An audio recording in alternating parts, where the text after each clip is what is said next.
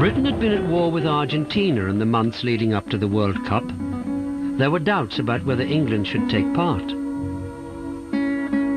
The Falklands War was settled, we were out there. It was a relief to us because it was a horrible feeling knowing that you were at war with somebody and that there was other things more important than a World Cup going on in the world. It was the time of the Malvinas or the Falklands crisis, and you know the Spanish weren't too. We got hostile reception wherever we went because we were seen as the bad guys in all that.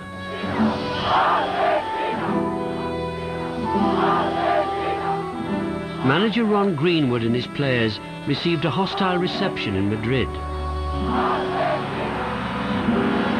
They were glad to get to Bilbao, where they played their opening matches. But one player wouldn't start the first game. After waiting 10 years for this moment, Kevin Keegan was injured. It was a difficult time for me because you wait for a World Cup. I mean, we hadn't qualified for any that I was available for, and then suddenly here you go.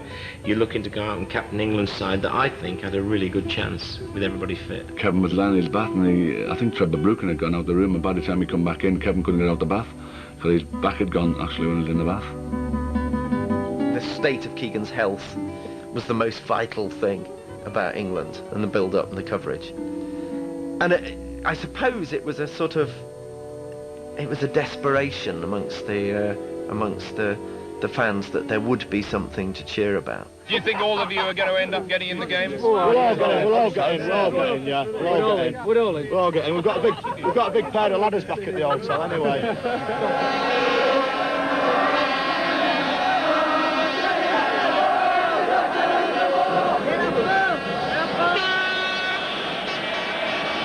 Kevin Keegan could only stand and watch as England started the World Cup without him. Away go England, left to right. Ray Wilkins looking for Steve Coppell straight away. Testing Buckley.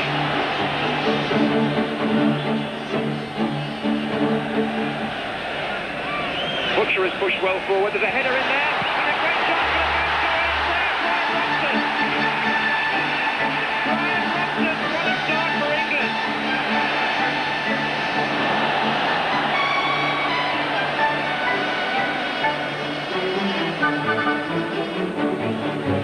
Hold on, here's Francis, and Robson! Robson has scored for England, his second of the match. To have such a great result and score a couple of goals yourself, that's probably my favourite game of all the international games that I've played.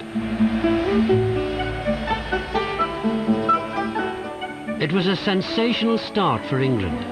They went on to win all of their first round matches and joined West Germany and Spain in a second group stage.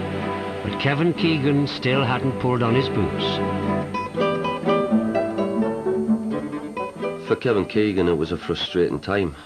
The last thing you want to do is go to a World Cup finals and be injured. And you do absolutely anything to try and get fit. I tried an epidural, which, you know, got total respect for women who ever have one of those. It really did knock me about for 3 or 4 days. That was supposed to relax me and it didn't work. You're doing your best clinically and technically, but injuries are injuries. The fact that the World Cup's on and the kick-off's at 7 o'clock tomorrow night, the injuries don't acknowledge that. What now are the realistic chances of his playing in this competition? I don't know. Realistically, I would say against Germany, possibly no chance. It's difficult, you know, the way I look at it is this. The lads are going to go out against Germany and hopefully win. If they win, there's no way anyway that the boss will change the side.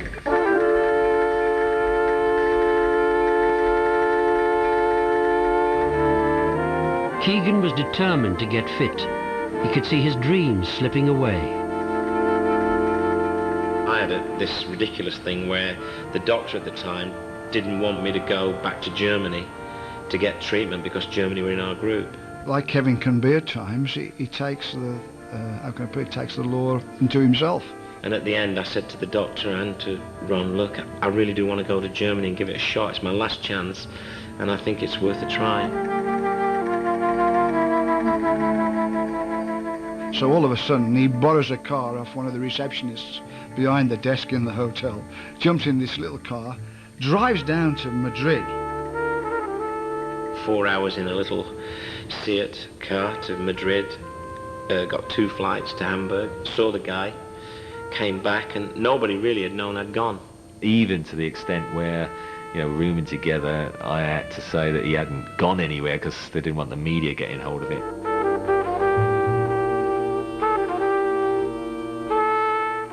So that part worked, but I'd gone through a lot of ridiculous things, like a lot of driving that I had to do, and it did the trick, though. England had drawn 0-0 in their match against Germany. The goals had dried up. They had to beat Spain and Madrid to reach the semi-finals. Keegan declared himself fit.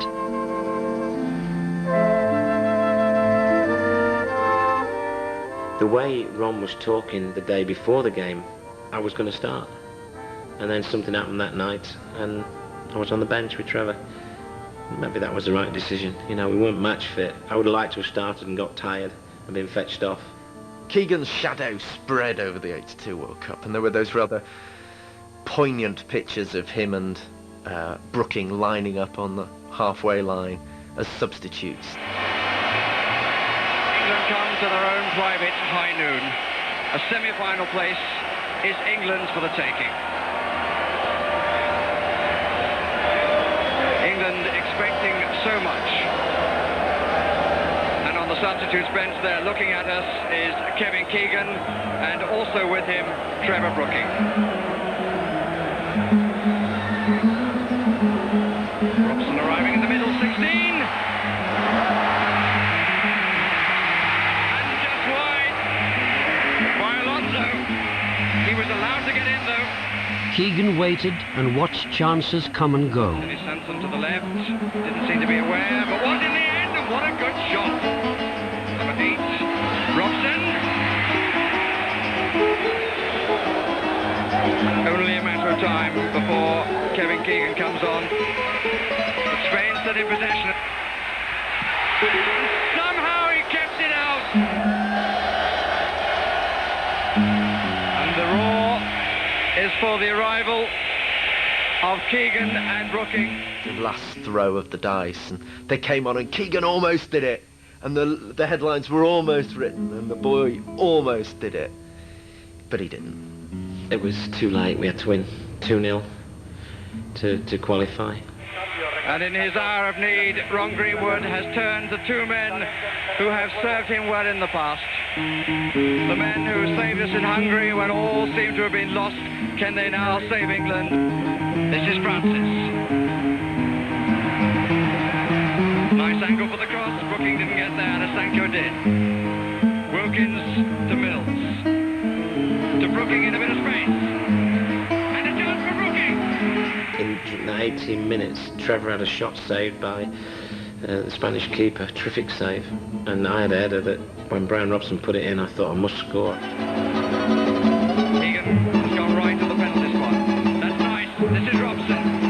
Keegan pulls away and gets the header, and it's wide.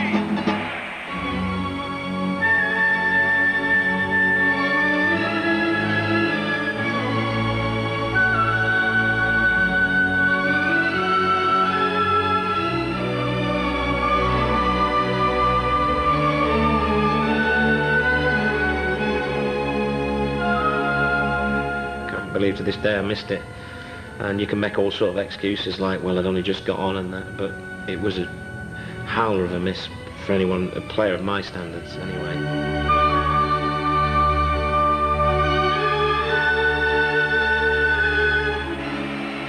The faces of dejection of the England players say it all, but the final score is a disappointing 0-0.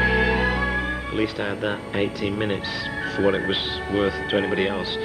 They'll talk about the missed chance and the fact we should have been on earlier maybe, because we certainly did create some chances in that 18 minutes. But it's the best shot I got at it, and I really appreciate at least getting that. We all dreamed about playing in the final. I think we had a great chance. If someone had said we just had to beat Spain, really, and then France to get to a World Cup final, and with the Brazilians going out today, the only team that possibly were a little bit better than everyone else, to be fair. But, you know, we had a great chance. Good test for the deodorant, this. for me, the England international scene was the most disappointing in terms of I can't lay anything in front of you that I won. I can put caps on the table, but I can't actually put anything down and say, look, that's what I won with England. And not many people, unfortunately, can since '66.